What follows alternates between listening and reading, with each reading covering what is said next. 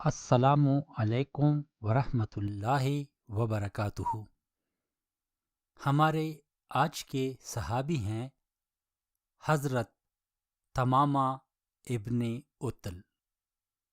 آپ کا تعلق جزیرۃ العرب کے جنوبی حصے یمامہ اور نجد سے تھا۔ آج کل اس جگہ کو ریاض کے نام سے بھی پکارا جاتا ہے۔ آپ اس علاقے کے سردار تھے۔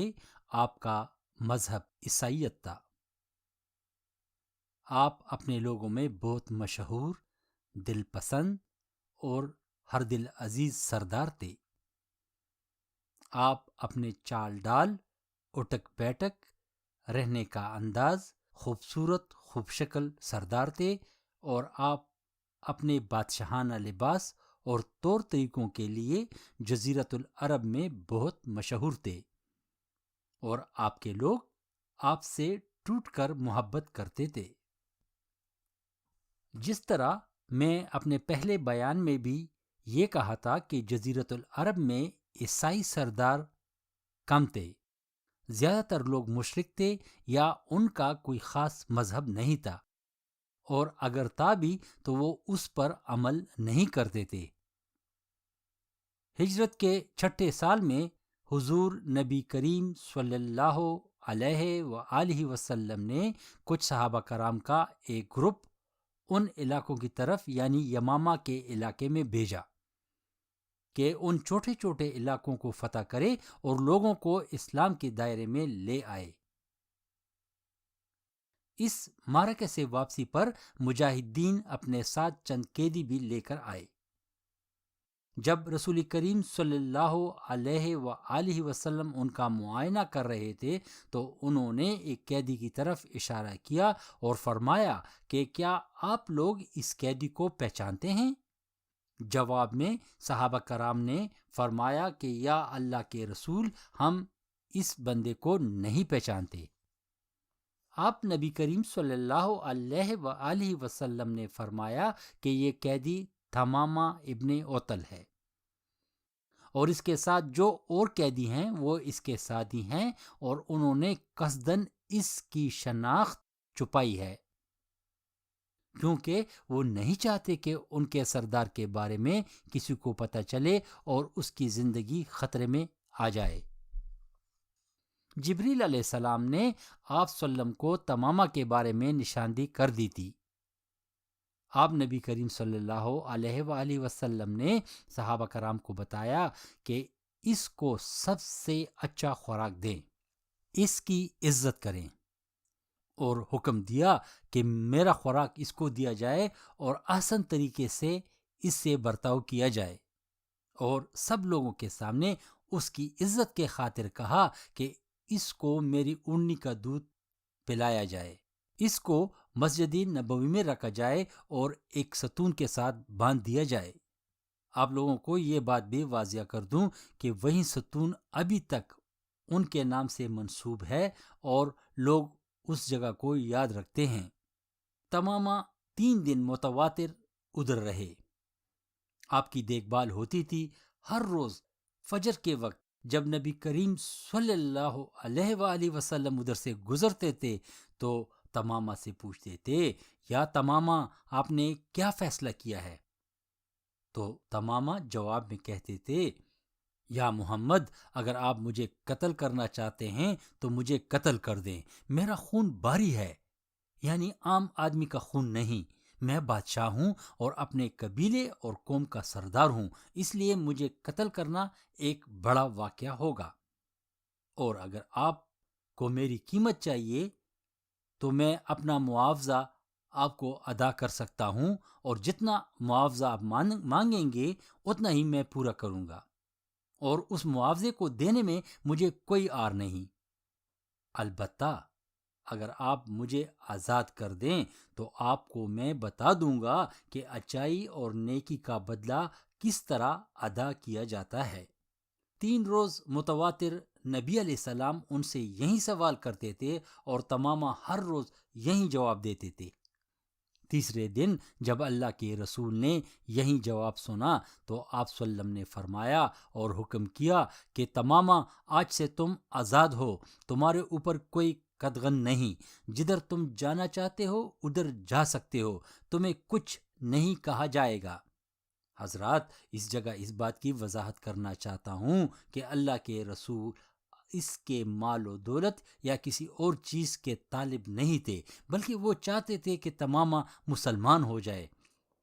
اس کو مسجد نبوی میں اس لیے رکھا کہ وہ 3 دن متواتر مسلمانوں کے طور طریقے نزدیک سے دیکھ لے اور اس کے دل میں اسلام کی روشنی آ جائے۔ تیسرے دن جب اللہ کے رسول نے یہی جواب سنا تو آپ صلی اللہ علیہ وسلم نے فرمایا اور حکم کیا کہ تماما آج سے تم آزاد ہو، تمہارے اوپر کوئی قدغن نہیں، جدھر تم جانا چاہتے ہو ادھر جا سکتے ہو، تمہیں کچھ نہیں کہا جائے گا۔ اس جگہ اس بات کی وضاحت کرنا چاہتا ہوں کہ اللہ کے رسول اصل میں اس کے مال و دولت یا کسی اور چیز کے طالب نہیں تھے، بلکہ وہ چاہتے تھے کہ تماما مسلمان ہو جائے۔ اس لیے ان کو مسجد نبوی میں رکھا کہ وہ 3 دن متواتر مسلمانوں کے طور طریقے نزدیک سے دیکھ لے اور اس کے دل میں اسلام کی روشنی آ جائے۔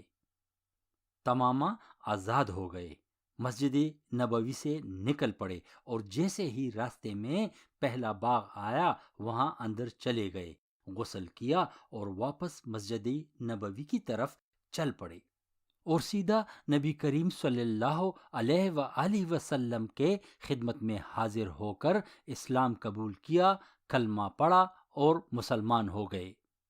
انہوں نے کہا کہ یا رسول اللہ صلی اللہ علیہ وآلہ وسلم، آپ کے قید میں آنے سے پہلے آپ کا چہرہ میرے لیے ایک بہت ہی ناپسندیدہ چہرہ تھا۔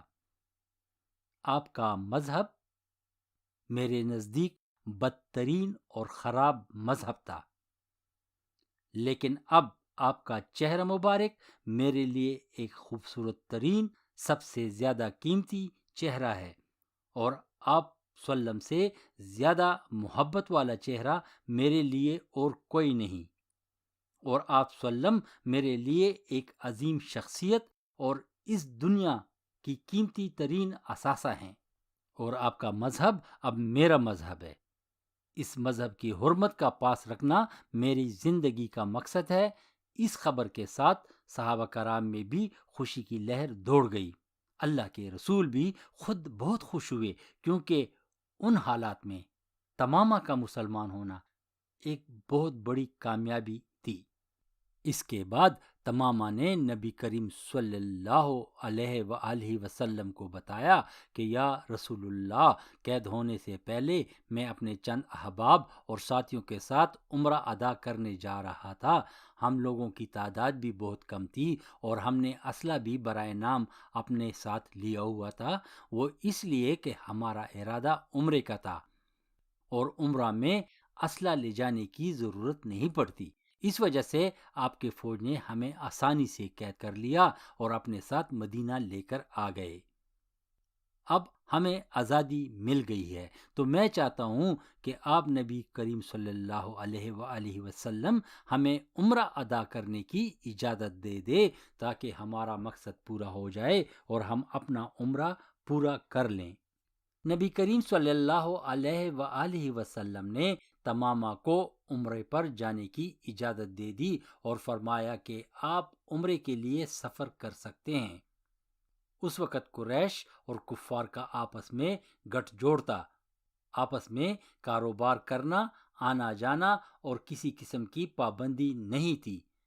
تمام عرب کے ساتھ قریش کے تعلقات بحال تھے اور تمام قبائل عمرے کے لیے مکہ جایا کرتے تھے، البتہ صرف مسلمانوں کا مکے میں داخل ہونا طواف کرنا، ان سے لین دین اور تجارت کرنا بالکل ممنوع تھا۔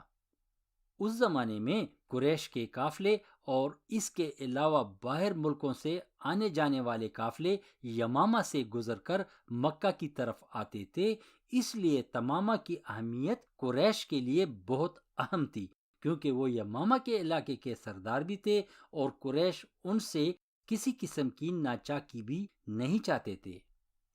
تمامہ رضی اللہ تعالیٰ عنہ اونٹ پر سوار تھے اور کعبے کا طواف کر رہے تھے، بلند آواز میں تلبیہ پڑھ رہے تھے۔ جب ان کی آواز قریش نے سنی تو وہ بلوا ہو گئے اور تمام لوگوں نے مل کر تمامہ پر حملہ کیا اور اس پر برس پڑے اور کہا کہ کیا تم نے اپنا مذہب چھوڑ دیا؟